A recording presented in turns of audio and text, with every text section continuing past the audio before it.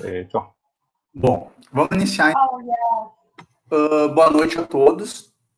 Depois dessa aula do Marco, não é excelente, eu estava ouvindo também, tentando ajustar aqui o meu. A gente vai trocar um pouco o enfoque do nosso estudo e hoje a gente vai vou tentar linkar dois pontos importantes na nossa vida. Um é a nossa família, a gente vai falar um pouquinho da nossa família, que principalmente nos dias de hoje é o local que a gente, acredito que a maioria de nós está em confinamento, não é, em quarentena, então nós estamos vivenciando bastante essa percepção da nossa família, não que antes não ocorresse, mas agora de uma forma mais acentuada. Então,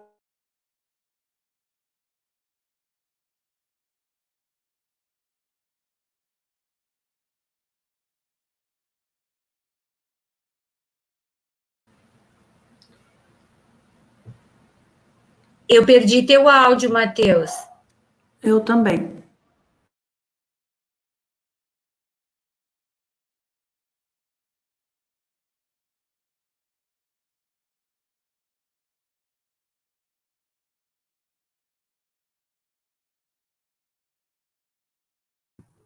estão me ouvindo agora? Agora sim.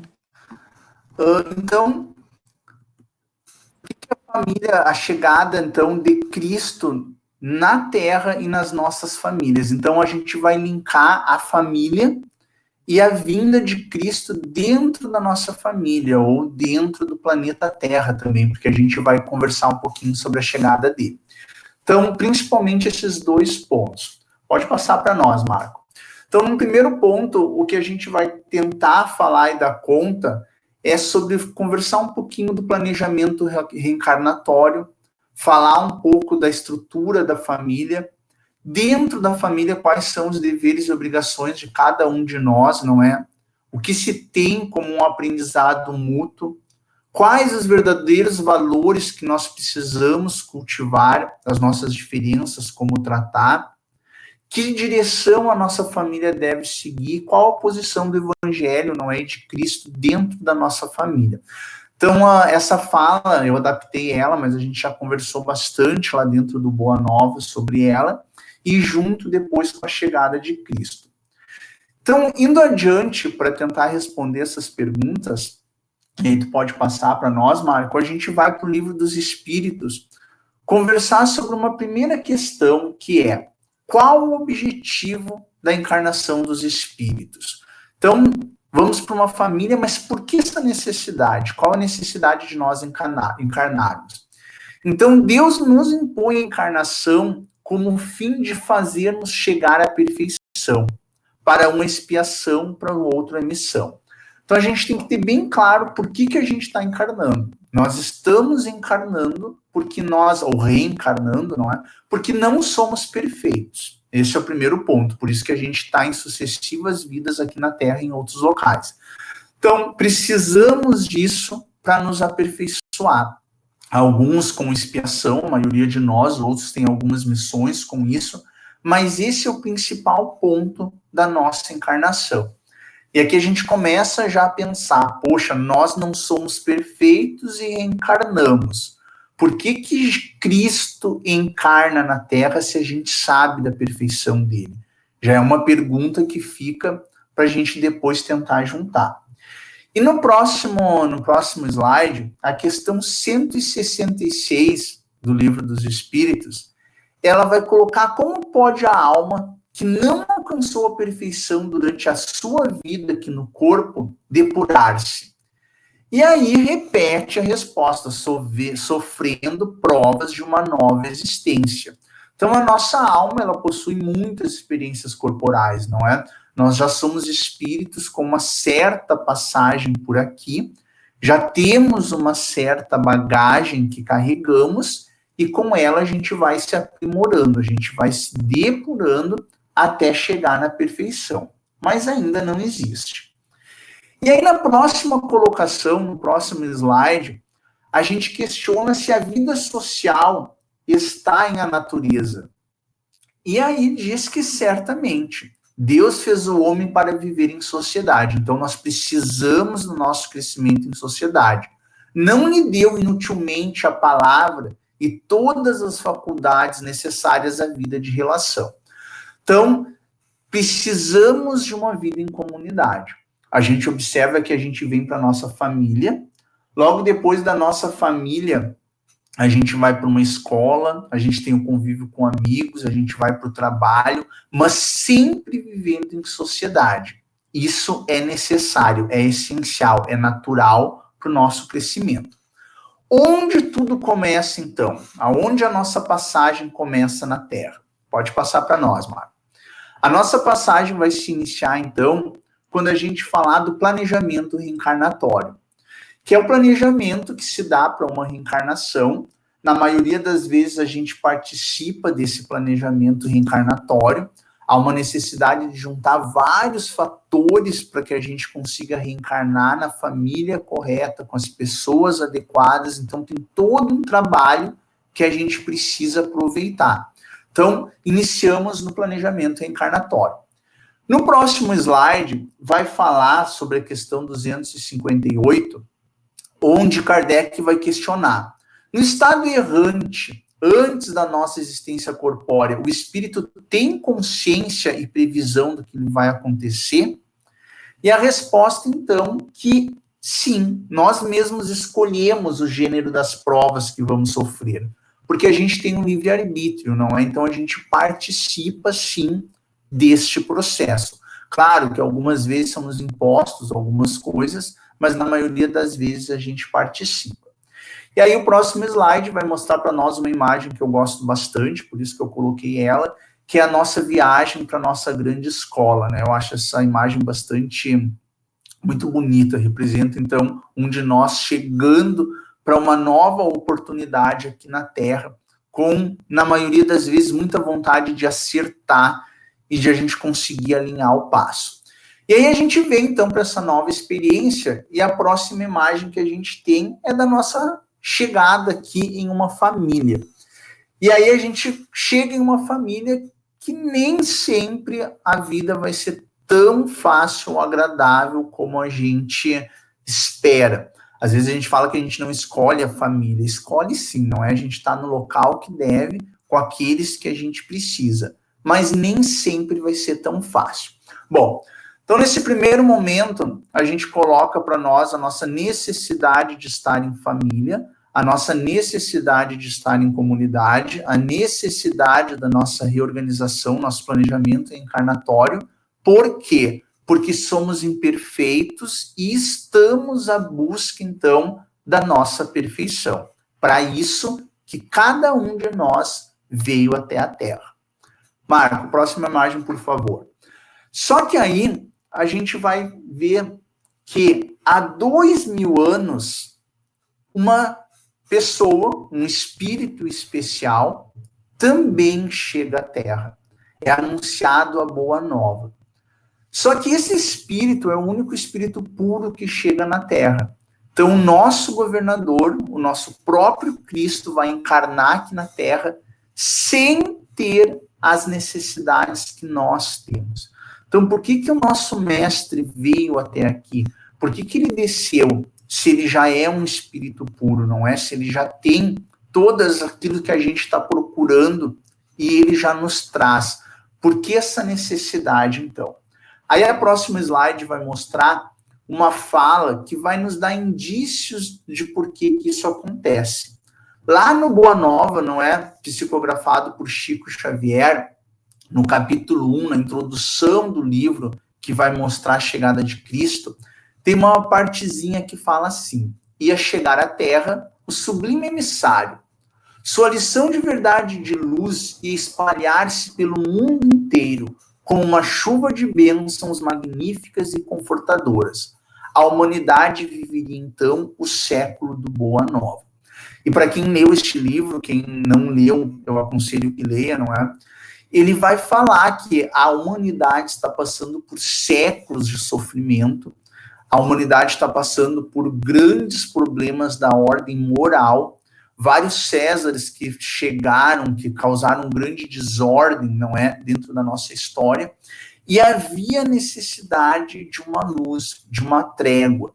Então, século II começou a ter uma certa calmaria até que o nosso mestre viesse. E a gente está tendo indícios aqui que a chegada dele é para algo bem diferente do nosso, não é? Se para nós é aprender, é crescer, ele vai vir nos ensinar, vai vir nos exemplificar, vai vir trazer para a Terra um período novo, não é? Um período novo de grande aprendizado que a gente está ainda 2000 anos depois tentando entender e nos esforçando para tornar isso compatível no nosso dia a dia. E aí, com a chegada dele, surgem outras perguntas que eu coloquei no próximo slide. Começam a vir outros questionamentos, então, que um deles a gente já conversou, que é o objetivo do nosso governador de encarnar aqui na Terra. Só que ele vai construir uma família um pouco diferente da nossa. Ele vai formar um colegiado, que a gente vai ver daqui um pouco como ele escolheu essa família, assim como nós escolhemos a nossa no nosso planejamento reencarnatório, ele escolheu a família dele também antes de cada um chegar aqui. E ele vai construir essa família. E a gente vai analisar o diálogo a partir de agora, no decorrer da nossa fala, de Jesus com seus discípulos, não é? Com a sua família de coração. E compreender um pouquinho de que forma essa boa nova que ocorreu na Terra há 2000 anos, ela precisa ocorrer dentro de nós. Então a gente começa a ter outros questionamentos. Como é um estudo, se vocês tiverem perguntas, não é, ou colocações para fazer, contribuições, vocês podem interromper a qualquer momento, tá? Não precisa deixar para o final. Pode ser um debate aí com ajuda. Próximo slide vai colocar para nós, então, uma imagem de Jesus, ainda menino, com Maria, onde Maria, ela observa que o seu filho, ele é diferente, não é? Ele encarna numa família a qual planejaram, mas, com o véu do esquecimento, Maria começa a se surpreender com algumas colocações de Cristo. Ele começa a perceber coisas diferentes do que uma criança dita normal. E Maria tem uma conversa com Isabel, que também é narrada no Boa Nova, capítulo 2, onde ela expressa esse medo, né, que ela teria do seu filho ser uma criança especial. E Cristo, como se tivesse adivinhado, e a gente sabe que ele sabe de tudo, não é? Ele questiona Maria. Por que ela teria essa angústia? O que afinal tu queres de mim, minha mãe? Caso não tenha testemunhado a minha comunhão com meu Pai, que está no céu? E aqui Cristo, ele nos dá, nessa narrativa junto com Maria, uma lição de fé. Então ele vem na Terra, diferente de nós, que é para aprender e se melhorar, ele vem para nos ensinar, ele vem para nos amparar, para nos exemplificar. E são inúmeros os momentos que ele coloca essa lição de fé no decorrer da sua vida terrena. Mas essa talvez seja uma das primeiras que venham a ser narradas, onde ele coloca para Maria que ela tem que ter fé na comunhão dele com o Pai. Só que aí a gente já começa a observar, ele não está falando de José, ele não está falando do pai aqui na Terra. Ele está falando de um outro pai, ele está colocando uma outra família para Maria. E a gente vai ver um pouquinho no próximo slide, então, essa constituição, que não seria somente a família terrena. Então, a gente vai lá para o livro dos para o Evangelho segundo o Espiritismo, aliás, onde Kardec, no capítulo 19, ou no capítulo 14, aliás, ele vai colocar sobre os tipos de família que o espírito pode possuir. E aí a narrativa é: há, pois, duas espécies de família. A família pelos laços espirituais e a família pelos laços corporais. Duráveis, as primeiras se fortalecem pela purificação e se perpetuam no mundo dos espíritos, através das várias migrações da alma. Já as segundas, frágeis com matéria, se extinguem com o tempo e muitas vezes se dissolvem moralmente, já na existência da atual. Foi o que Jesus quis tornar compreensível, dizendo aos seus discípulos: aqui está minha mãe e meus irmãos pelos laços de espírito. Pois todos aqueles que fazem a vontade de meu Pai que está no céu é meu irmão, minha irmã e minha mãe. Então aqui Jesus está nos exemplificando, não é, que a família dele, que ele preza, que ele ama, vai além do pai e mãe carnal. Ele está colocando toda essa família espiritual, essa família que ele escolheu e traz junto depois, que são seus discípulos e toda a humanidade, para nos trazer, então, um certo grau de aprendizagem. Então, no próximo slide, a gente vai colocar que esta família, elucidar com a imagem que está colocando aqui, que essa família pode ser carnal, Jesus tinha dele, Maria, José e os irmãos, nós temos a nossa família carnal, mas que no desencarne a gente vai perceber toda a família espiritual verdadeira. Nem sempre a família carnal vai seguir com afinidade junto conosco neste momento. Às vezes era necessidade, não é, de a gente ter algum resgate, alguma missão, alguma expiação, mas momentaneamente pode se separar. E no futuro, então, aí sim, nós devemos todos estar em unidade.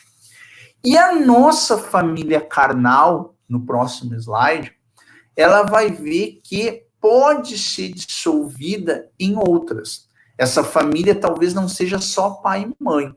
Se tu ir adiante, por favor, Marco, para mim, a gente vai ver que essa família, ela vai se dividir depois na escola, uma nova família que surge. Ela vai se dividir em uma família que vão ser os nossos amigos. Essa família pode ser a nossa equipe de trabalho. Nós temos a nossa grande família, uma foto ali com alguns dela, que é a nossa família Boa Nova, não é? Alguns membros que estão ali e que hoje a gente está conectado e reunido. Então, vai além a família da carne, mas cada um com um objetivo, que vamos convergir para um único ponto. E no próximo slide vai nos colocar que, seja a família espiritual, seja a família carnal, seja a família de trabalho do Boa Nova, todos têm um único denominador comum, que é o que? A nossa evolução moral.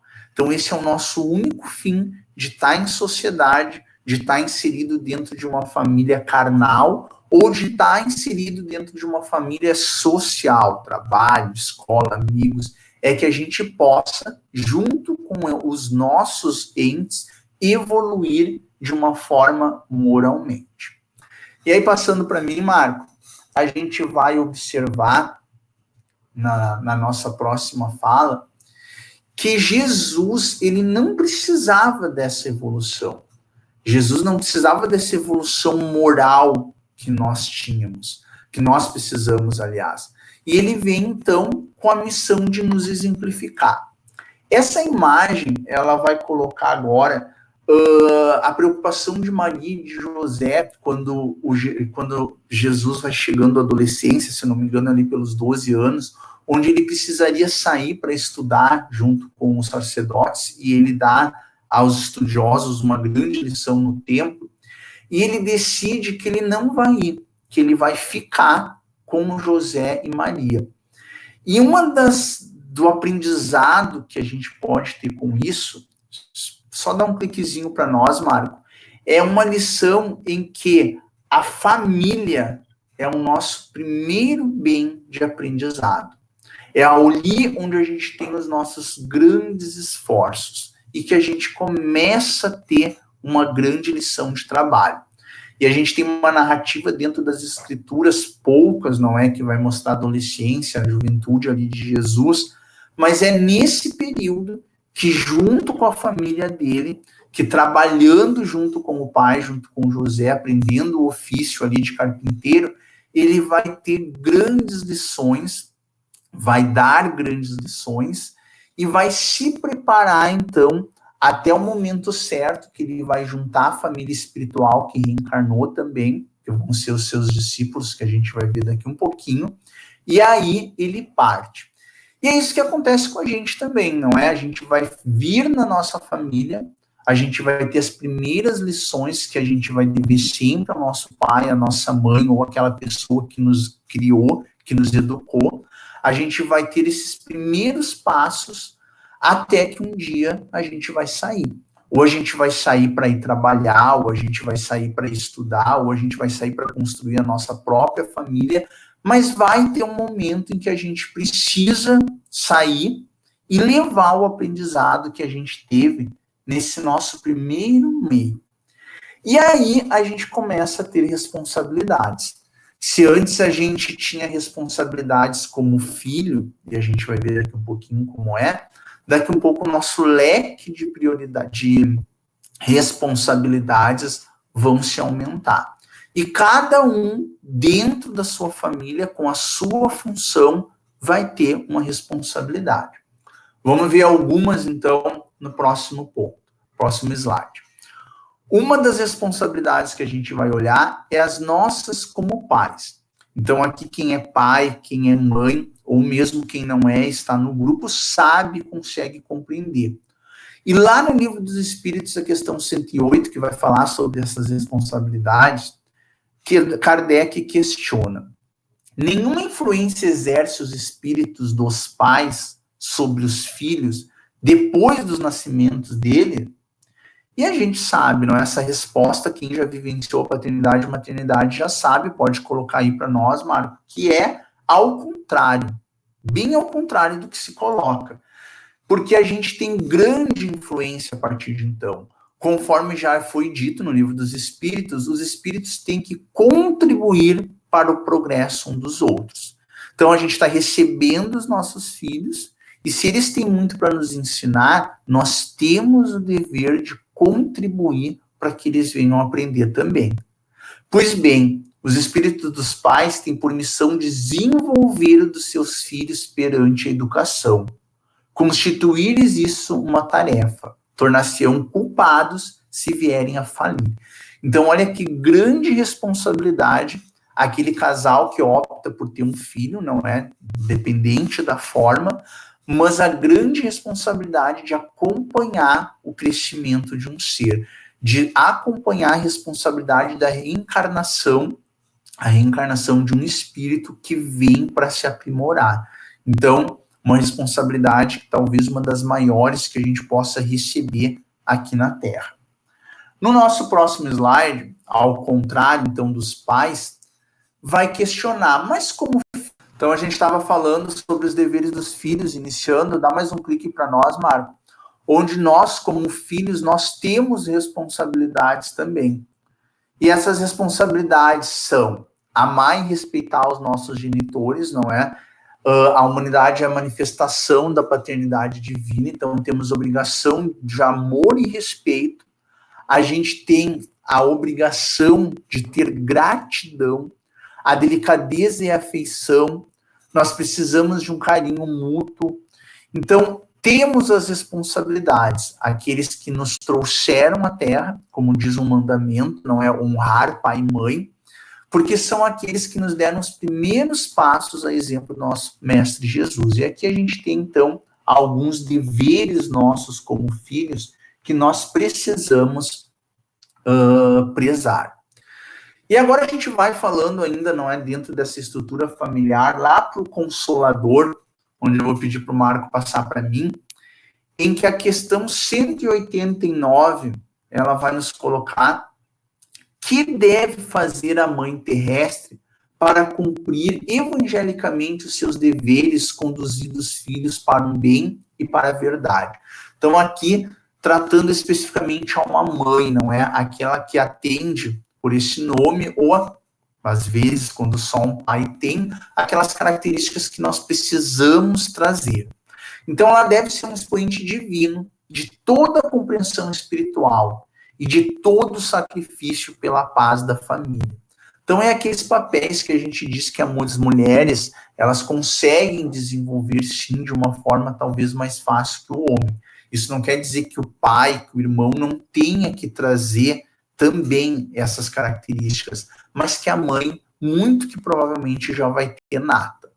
Acender a verdadeira luz para o caminho dos filhos, dar o amor, sempre o amor de Deus, desde a infância prepará-los para o trabalho, para a luta que os esperam, Ensinar a criança a fugir do abismo que a liberdade traz, e a gente tem, sim, as mães têm que controlar as atitudes e concentrando-lhe as posições mentais. Ensinar-lhe-á o respeito pelo infortúnio alheio. A empatia, então, a gente se pôr no lugar do nosso irmão, para que sejam igualmente amparados no mundo, na hora da amargura que o espera, comum a todos os espíritos encarnados. Então, olhem só a missão de um papel de uma mãe, que não é pouca coisa. Eu lembro quanto isso me chamou a atenção quando eu vi a primeira vez a Cris falando num estudo do sábado. E segue para a questão 190, ainda do Consolador, onde vai colocar para nós, pode passar para mim, Marco? Obrigado. Quantos filhos são rebeldes, incorrigíveis, impermeáveis a todos os processos educativos? Como os pais devem proceder? Então, às vezes, a gente vê aqueles filhos que foram criados por uma mãe exemplar, por um pai exemplar, por uma conduta familiar exemplar, e mesmo assim, o filho vai desviar do caminho. A gente vai cair longe do pé, como a gente fala. E aí, como que devem proceder? E a resposta que o Consolador diz é o seguinte: depois de movimentar todos os processos de amor e de energia no trabalho e orientação educativa dos filhos, é justo que os responsáveis pelo instituto familiar, sem descontinuidade da dedicação e do sacrifício, esperem a manifestação da providência divina para o esclarecimento dos filhos incorrigíveis, compreendendo que esta manifestação deve chegar através de dores e de provas acerbas, de modo a semear-lhes com êxito o campo da compreensão e do sentimento. Então é aquilo que a gente diz, não é pelo amor ou pela dor. Se um pai e uma mãe fizeram de tudo, agora a vida vai ensinar. E vai ensinar muito que provavelmente pela dor. Então a gente vai ter que ter fé que a providência divina vai dar conta de colocar aquele espírito no caminho reto. Que não é o que a gente deseja, mas é o que muitas vezes ocorre. Seguindo adiante no Consolador, falando ainda, não é, da família, vai ter a questão 191, que vai colocar a seguinte: como poderão os pais despertar no íntimo do filho rebelde as noções sagradas do dever e das obrigações para com Deus Todo-Poderoso, de que nós somos filhos? E se diz que é preciso que os pais estimem esses filhos adultos, que não lhes aprenderam a palavra e a exemplificação.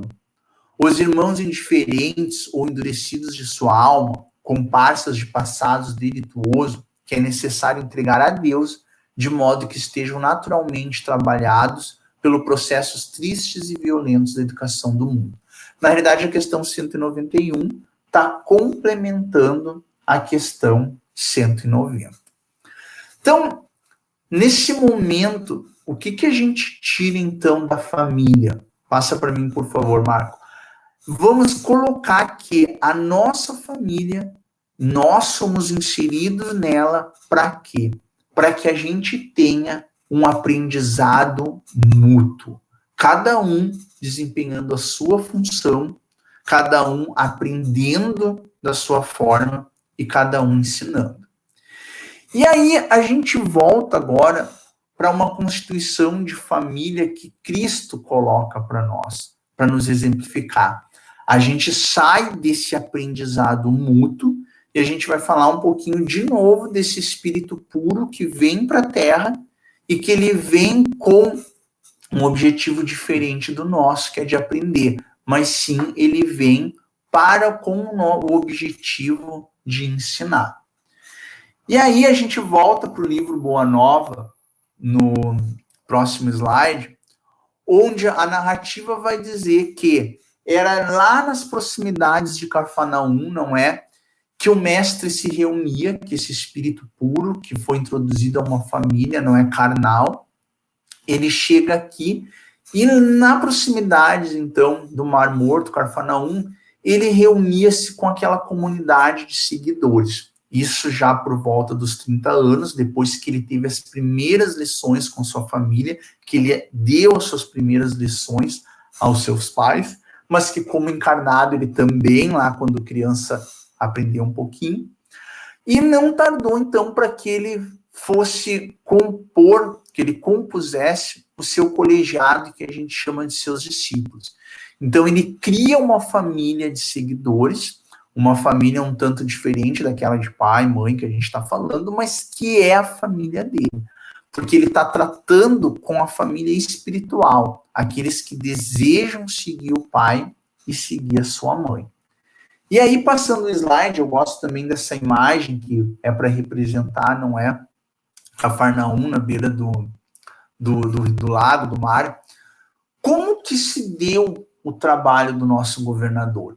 Então, é aquela história que a gente já vários sábados estudou, aqueles que acompanham no grupo estavam lá, já vão lembrar de tudo isso, uma revisão, não é? Mas o próximo slide vai mostrar que o mestre, então, ele pega e compõe um grupo. Ele começa a construir um grupo, e esse grupo a gente vai ter a formação dos seus discípulos. Discípulos por quê? Porque eles estão aprendendo com o mestre. Esses 12 homens, eles estão na função de alunos, onde o mestre vem a ensinar e eles atentos vêm a seguir. E aí a gente pensa, poxa, são espíritos especiais, aliás, especial, cada um de nós é para o nosso mestre. Mas são espíritos diferentes de nós? O que eles têm ou são espíritos como a gente? A gente vai responder isso nos próximos slides. Então, o primeiro que Jesus vem a buscar é Simão, Pedro e André, que ele pega e convoca, não é, os dois pescadores a segui-los. A narrativa está em Mateus 4,19, a gente já estudou isso sábado também. Daqui a um pouco a gente vai ver que vai pescar, vão ensinar eles a ser pescadores de homem. O que essa frase vai representar daqui um pouquinho. Logo após, ele vai até o encontro de Levi, no próximo slide. Ele questiona se Levi, que era o cobrador de impostos, quer vir recolher outro tipo de bem, não é? Toda uma linguagem metafórica que vem por detrás. E aí Levi vai se tornar Mateus, e ele vem a recolher um outro tipo de bem, como a gente vai ver. Depois de ter convocado esses três, ele vai até a família de Zebedeu, onde ele convoca Tiago e João para participar dessa boa nova, não é? E a gente já estudou também a narrativa do pai de Zebedeu e da Salomé, se eu não me engano, é o nome da mãe deles, onde Jesus diz que trago comigo as armas para que o homem combata o inimigo que ele subjugar em coração. E não descansarei enquanto não tocarmos o porto da vitória. Eis porque do meu cálice tem que transborde de fel, que são os esforços inerentes da alma.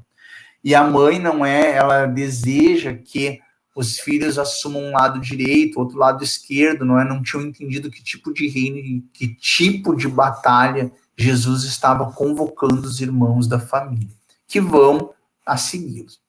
No próximo slide, ainda falando do questionamento que eu coloquei, não é? E Zebedeu questiona se esse evangelho será bom para todos. E aí a mensagem do Boa Nova, ela será, sim, excelente para todos. Mas nem todos são bons para com ela. Jesus coloca que nem todos estão prontos para ver o reino dele, para ver o que ele vem ensinar. E a terra, então, é que nesse momento se torna um campo de batalha. E que Jesus vai trabalhar até então que se tenha a vitória final. E segue Jesus compondo a sua família. No próximo slide a gente vai ver que ele vai, então, trazer consigo Judas, onde ele coloca e recolhe as primeiras moedas. E, Senhor, a bolsa é pequena, mas constitui um primeiro passo para que se realize algo. Jesus vai mostrar, não é nessa fala, as primeiras moedas que o grupo consegue. E Jesus, como já sabia, não é, já previa, disse que a bolsa é pequena, mas roga que Deus permita que ele não sucumba a esse peso. Como a gente sabe que mais tarde Judas vem a sucumbir. E aí o próximo slide coloca características desses homens que Jesus traz formando a sua família, onde a gente vai ver que Pedro era intenso, ele tinha uma característica autossuficiente. André era metódico, bastante previsível. Mateus era bastante harmonioso, buscava sempre uma perfeição. Tiago já era idealizador, porém manipulador. E aí a gente vai ver que nessa imagem, cada um tem características muito parecidas com as nossas. Todos nós estamos num estágio aqui na Terra onde a gente tem inúmeras qualidades, porém nós temos inúmeros defeitos. Então Jesus cria o seu colegiado, cria a sua família, homens encarnados, provavelmente já assumindo esse compromisso no plano espiritual, mas para nos mostrar que são o nosso espelho, são homens como nós, são pessoas como a gente, pessoas simples, pessoas com inúmeras qualidades que nós já temos, mas um grupo com inúmeros defeitos como também temos. E aí ele constitui a sua família e sai a pregar. Então imagina, não é, este grupo junto com o nosso mestre, será que sempre entre eles houve harmonia? Será que na nossa casa, não é, principalmente nos dias de hoje, que estamos confinados e o nosso convívio tem aumentado em tempo, será que é sempre alegria, sempre harmonia, não existe brigas, não existe discussões? Então, o que tem de diferente nesse grupo? A boa vontade de seguir o nosso mestre. Essa boa vontade que eu acredito que todos nós, neste momento, já estamos tendo, já estamos apresentando, já estamos nos esforçando para seguir. E aí, se a gente tem essa boa vontade para com o nosso mestre, para com nossa família, Jesus vai nos dar um conselho, então, no próximo slide, onde ele coloca para nós que se alguém quiser vir por mim, negue a si mesmo e tome a sua cruz e siga-me. E aí a gente já estudou tanto isso. O que é negar a si mesmo, não é? Será que eu preciso negar quem é o Mateus? O que é tomar a minha cruz? E num cliquezinho aí para nós, Marco, a gente vai ver que negar a si mesmo é a nossa reforma íntima que tanto a gente fala, não é? Vira e mexe, a gente está mostrando ela porque é o essencial, é o que a gente precisa. Então, negar as nossas inclinações de hoje. Jesus não está pedindo que ocorra como ocorreu com os discípulos dele, não é para largar a família, não é para largar pai, mãe, esposa, filhos e segui-lo. A gente pode segui-lo. O próximo, então, para mim, mais um clique, é tomar a sua cruz, que é o quê? A gente precisa ter ações concretas. Nós precisamos trabalhar. Ah, eu quero seguir Jesus, que bom, que bonito, fico sentado. Não, eu preciso ter ações concretas para que esse trabalho venha a ocorrer. E aí sim, o próximo slide mostra que se nós tivermos essa boa vontade, a gente pode vir a fazer parte daqueles que desejam aprender junto de Cristo. Então, trabalhando em equipe, onde não há espaço para personalismo, onde a gente precisa aprender a viver em comunidade, seja essa comunidade a nossa casa, a nossa escola, o nosso trabalho, a nossa faculdade, o centro espírita, mas retoma aquela necessidade lá do início, que o nosso crescimento, que o nosso aprimoramento venha a ser através de comunidade, venha a ser através do próximo. E aí, a gente volta, então, não é, para a imagem que eu já tinha colocado anteriormente, pode colocar para mim, Marco, que é a nossa família, que a gente precisa aprender a viver. E é daqui dentro que a gente vai pegar a nossa cruz e que a gente vai se negar, onde a gente vai trabalhar para nos melhorar. Então, cada um nasceu lá no planejamento encarnatório, dentro da família perfeita. Está dentro do emprego que era necessário. Tem a comunidade, seus amigos, que são essenciais. Se hoje estamos nesse grupo espírita, é porque cada um de nós tem muito a aprender e muito a ensinar aqui dentro. E é aqui, em todas essas formas comunitárias, que nós vamos negar-nos a nós e vamos pegar a nossa cruz para trabalhar e tentar seguir a Cristo.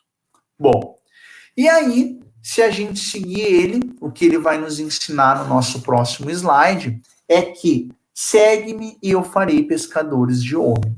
foi o que Jesus disse aos irmãos pescadores e o que ele diz a nós. Então ele tenta nos ensinar que para nós pescarmos homens, a gente tem que deixar o caminho largo, a gente tem que ir para a estrada estreita que muita gente já trabalhou, que a gente não tem que fazer parte de discussões que não levam a nada, que a gente tem que procurar ajudar aqueles que estão perdidos, que precisam da nossa compaixão, que a gente tem que trabalhar pelos enfermos, pelos doentes de corpo ou de alma, que a gente não tem que exibir o que a gente já conquistou, seja moralmente, seja fisicamente, seja financeiramente, e que a gente então tem que saudar a todos com um grande amor. Então isso está também na narrativa desse excelente livro, que é o Boa Nova, no capítulo, nesse caso, no 5.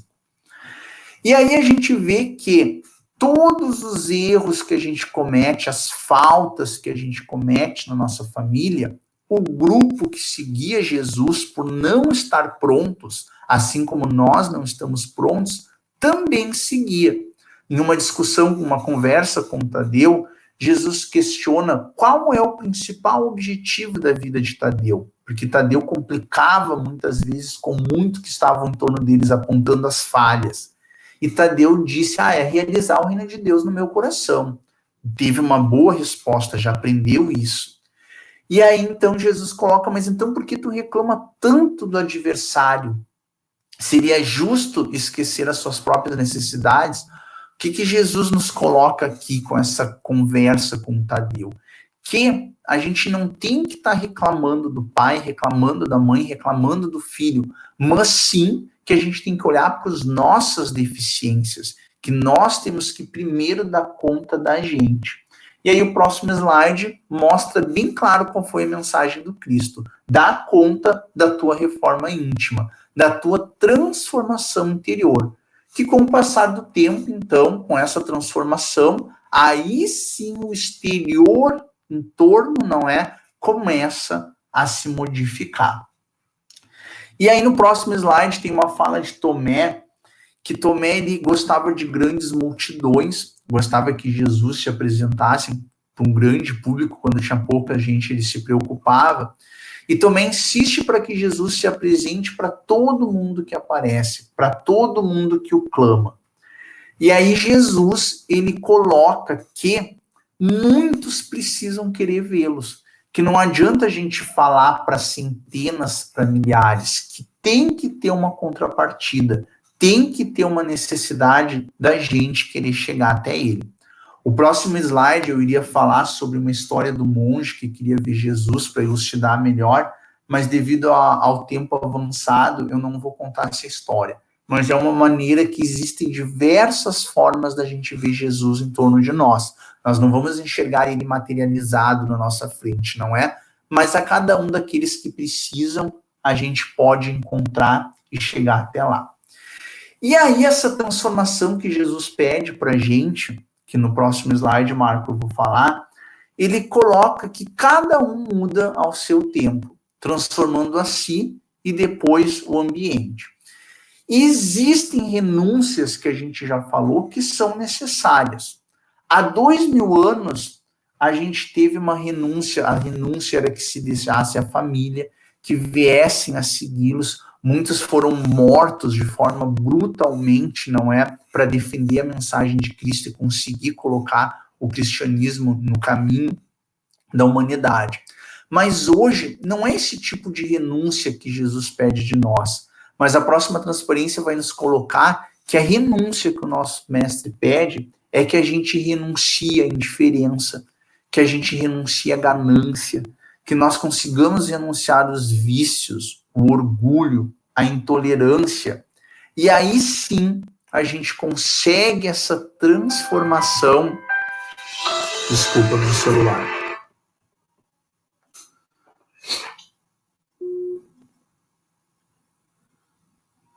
E aí, desculpa pessoal, a gente consegue essa transformação que a gente vem buscar dentro da nossa família. E no próximo slide, Jesus pega e diz: ide para todo mundo, pregai o evangelho a toda criatura. Então, se nós conseguirmos trabalhar para essas transformações, a gente já consegue obedecer essa ordem de Cristo que é narrada em Marcos. A gente começa a exemplificar o evangelho. Não falar, não é, mas sim exemplificar. Este já vem a ser um nível mais acima, digamos assim. Acredito que ainda vai levar um tempo para a gente conseguir cumprir, porque se a gente conseguir obedecer esta ordem, a gente vai deixar de ser discípulo e aí a gente passa a ser apóstolo, que é o que acontece com a partida carnal de Cristo na terra, onde os seus discípulos, então, passam a exemplificar conforme ele tudo aquilo que aprenderam. Ainda com falhas, não é? Mas já seria um outro nível, onde nós chegaríamos ao apostolado, quando a gente realmente conseguir exemplificar conforme Cristo nos coloca. E aí, com a chegada dessa boa nova, com a chegada de Cristo, eu vou voltar lá para o Boa Nova, que foi no início da nossa conversa. Lá no Boa Nova, no finalzinho, então, Chico Xavier coloca, pelo Espírito Humberto, depois dessa festa dos corações, qual roteiro indelével para a concórdia dos homens, ficaria o Evangelho, como o livro mais vivaz e mais famoso do mundo, constituindo as mensagens permanentes do céu, entre as criaturas em trânsito pela terra, o mapa das abençoadas atitudes espirituais, o guia de todo o caminho do manual do amor, da coragem e da perene alegria. Então, se nós quisermos essa transformação, se nós quisermos essa boa nova que surgiu no planeta 2000 anos atrás, mas se a gente quiser hoje ela dentro de nós, a gente tem o exemplo de Cristo, a gente tem o Evangelho junto conosco e a gente tem a nossa família como a nossa primeira escola. E no próximo slide vai falar, então, da vivência do Evangelho no lar. Qual a importância que Cristo nos coloca? Mais um para nós, Marco. Que a família, ela vem a ser, apesar das turbulências que ocorrem, e todos nós temos, e isso não é porque a nossa família é diferente, é porque somos imperfeitos, mas ela vem a ser um convite para que a gente consiga desenvolver o amor. A tarefa não é tão difícil quanto possa nos parecer. Não exige o sabor do mundo. Pode desempenhá-la, sim, o ignorante como o sábio. E o Espiritismo lhe facilita o desempenho, dando a conhecer a causa das imperfeições da alma humana. Então, nos coloca o convite, não é? Através da vivência do Evangelho, através da exemplificação de Cristo, que a gente consiga, dentro das nossas famílias, vivenciar o amor. E que período é esse para a gente fazer isso, não é? Em que a gente está confinado e obrigado a estar nesse convívio mais estreito. Seguindo adiante, já se encaminhando para o nosso final, o que é narrado em Gálatas 2? Já não sou eu que vive, mas Cristo que vive em mim. Mas Cristo que vive em mim. E esse viver que agora tenho na carne, vive pela fé no Filho de Deus que me amou a si e se entregou por mim. Um minutinho.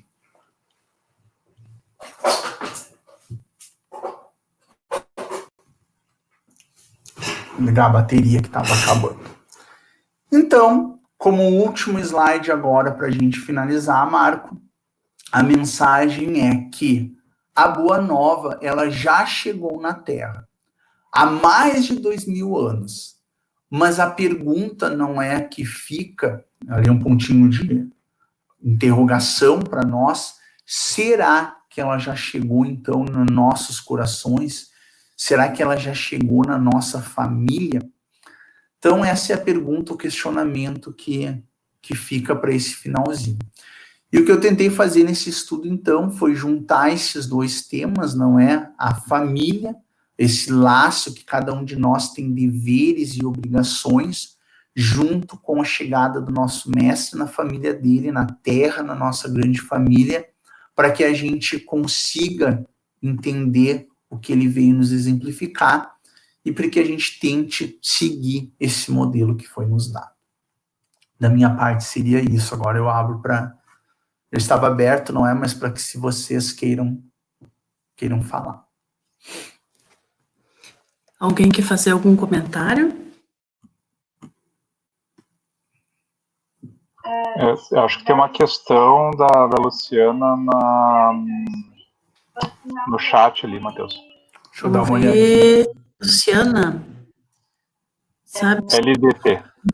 Sabe-se que se Jesus convocou alguém que não tenha aceitado o chamado, eu vou responder o que eu acho, não o que eu li. Então, o que eu estou dizendo agora é um achismo meu, mas eu não li nada a respeito. Eu acredito que assim como até hoje, 2000 anos, muitos de nós somos chamados aqui na Terra e não aceitamos ainda, muitos de nós ainda não aceitamos esse chamado, eu acredito que possa ter ocorrido sim de não ter tido seguidores o qual ele gostaria. Que isso tenha sido um compromisso assumido anteriormente.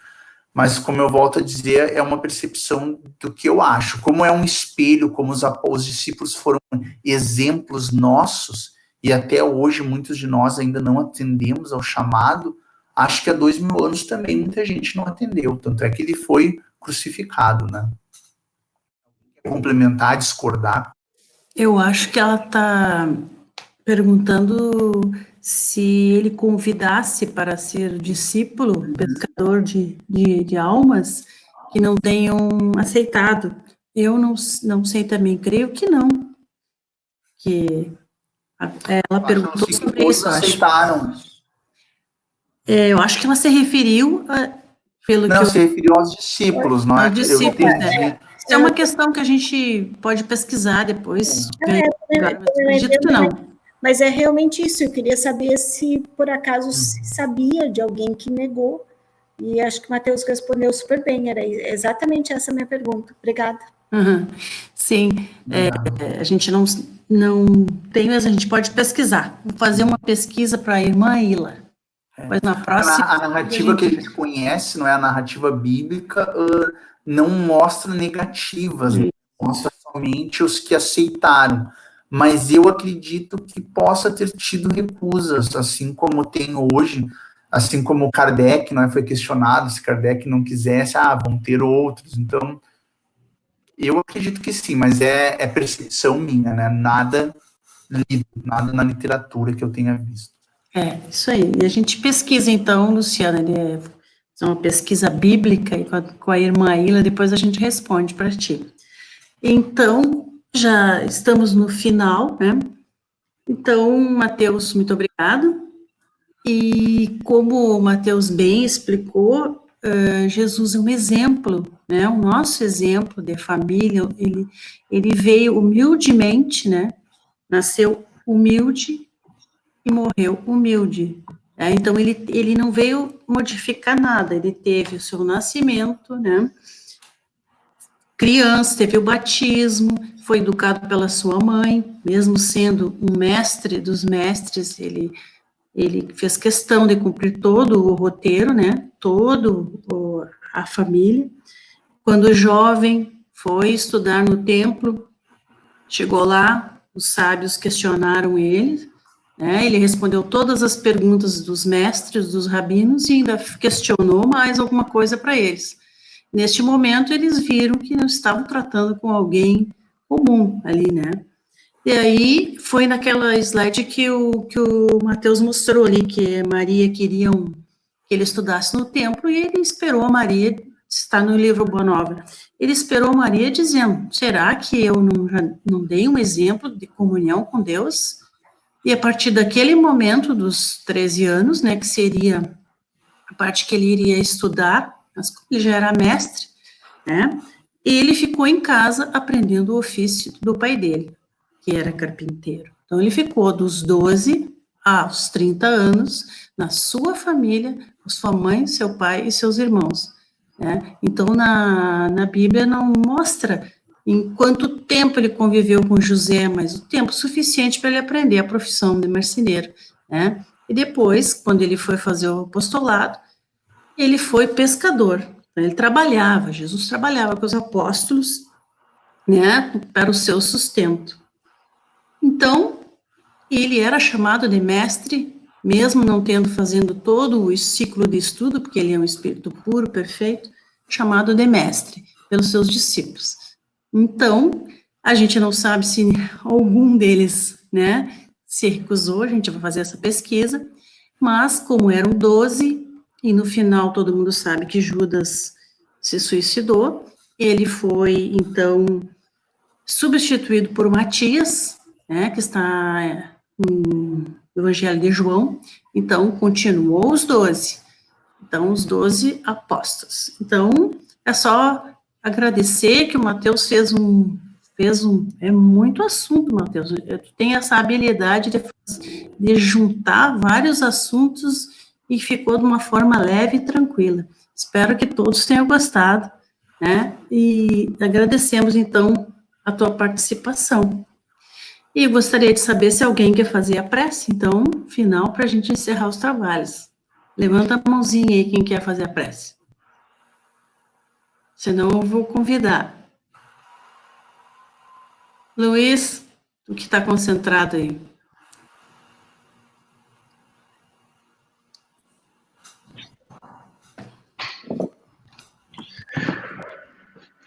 Meus queridos irmãos, com os olhos físicos fechados, sentados confortavelmente, nos conectemos com a espiritualidade amiga que neste momento nos dá amparo, nos dá apoio, lembrando todos os ensinamentos que recebemos na noite de hoje, gratos ao esforço e às palavras do irmão Mateus, e reforçamos o nosso compromisso enquanto cristãos, enquanto filhos de Deus, enquanto irmãos, o nosso compromisso com a fraternidade, com a caridade, com o amor. O amor a Deus, o amor a si próprio e o amor aos nossos irmãos. Rogamos a Deus bênçãos, proteção e amparo nesse momento em que a humanidade sofre com a chaga da doença.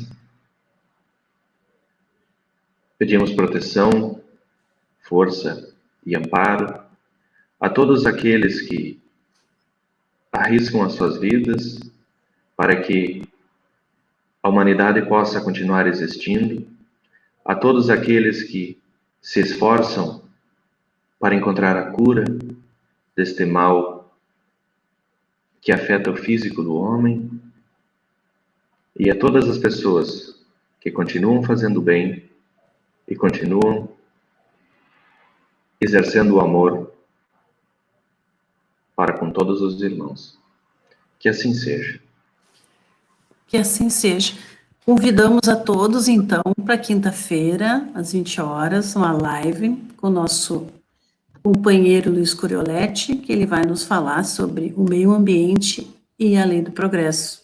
O que nós podemos fazer hoje e sempre, né, para melhorar a nossa condição de vida neste planeta, na nossa casa, com a nossa família. Né, Luiz? Então, obrigado a todos e uma boa noite. Boa noite.